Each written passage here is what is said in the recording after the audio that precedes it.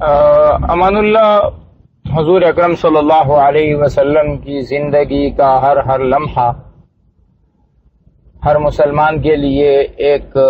مشعل راہ ہے۔ آپ علیہ الصلوۃ والسلام ہمارے رہبر ہیں، آپ علیہ الصلوۃ والسلام ہمارے رہنما ہیں۔ آپ کی ذات میں اللہ نے وہ تمام خوبیاں جمع کی ہیں جو خوبیاں اللہ رب العزت نے متفرق اوقات میں انسانیت میں جمع کی تھی۔ ایک شاعر نے کیا خوب فرمایا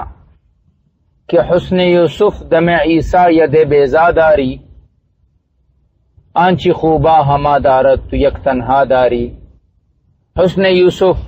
اے میرے محبوب صلی اللہ علیہ وسلم، آپ کو اللہ نے یوسف کا حسن دیا، عیسیٰ والا دم دیا کہ آپ کے دم سے جیسے عیسیٰ کے دم سے لوگ ٹھیک ہوتے تھے، آپ کے دم سے بھی اللہ نے لوگوں کو ٹھیک کیا۔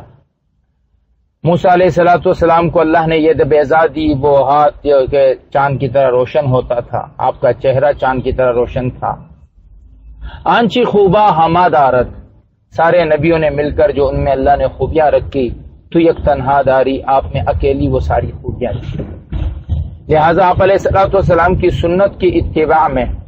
اگر کوئی شخص اپنے بال رکھتا ہے، لمبے کرتا ہے،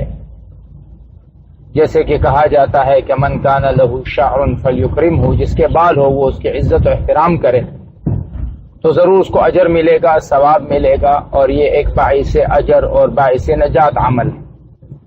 بس اس میں کچھ باتوں کا لحاظ رکھنا بہت ضروری ہے۔ بال سنت کے مطابق ہوں، یعنی کہ اس میں غیروں کا طریقہ شامل نہ ہو، لمبے بال ہوں لیکن غیروں کے طریقے پہ نہ ہو، عورتوں کی مشابہت نہ ہو، جیسے بعض لوگ لمبے بال رکھ کر اس پہ وہ پونی ہوتی ہے یا چونی ہوتی ہے وہ لگا لیتے ہیں، اس طرح کی چیزیں نہ لگائی جائیں۔ کٹنگ جو ہے وہ صرف ایسی ہو کہ ایک آدمی جب اس کو دیکھے تو اسے لگے کہ ہاں یہ ایک اسلامی طرز پہ نبی صلی اللہ علیہ وسلم کی سنت پہ یہ بال بنائے گئے، اور ساتھ ساتھ جو بال رکھنے والا آدمی ہے اس کی باقی زندگی بھی سنت کے مطابق، یہ نہ ہو کہ باقی زندگی تو سنتوں سے اتنی دور ہو اور ایک بالوں کی سنت کو زندہ کرنے چلا ہو، تو یہ پھر یہی ہوا کہ بالوں میں خواہشات کو زندہ کرنا ہے۔ لہٰذا ساری سنتوں پہ عمل کرتے ہوئے اگر اس سنت پر عمل کیا جائے تو بہت اعلیٰ بات ہے، بہت اونچی بات ہے، لیکن اگر ساری سنتیں ترک کر کے اس ایک سنت میں جس میں نفس کی بھی خواہش ہے